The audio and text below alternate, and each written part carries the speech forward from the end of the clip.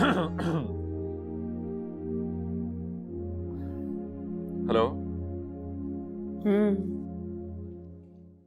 सोचा तुम्हें खुद कॉल करके बता दूं कि मैं कैसी हूँ। वैसे तुम भी कॉल कर सकते थे मुझे। मेरी हिम्मत ही नहीं हुई कॉल करने की।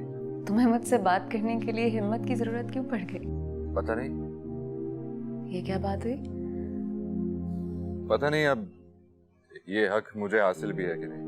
मेरा हाल पूछने का? पागल, तुम्ही को तो सबसे ज्यादा हक है। मेरे सबसे अच्छे दोस्त हो तुम, सबसे अच्छे। हाँ बिल्कुल, लेकिन मेरी जुबान से खुला ले रही।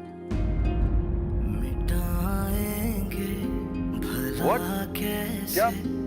जो लिखा है नसीबों में।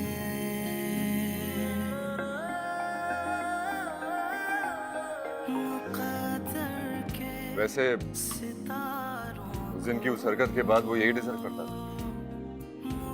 वो कहते हैं ना, अदब पहला करीना है। मोहब्बत के करीनों में अक्सर कहा करते थे मुझे। मगर एक आस रहती हाँ याद है तुम्हें?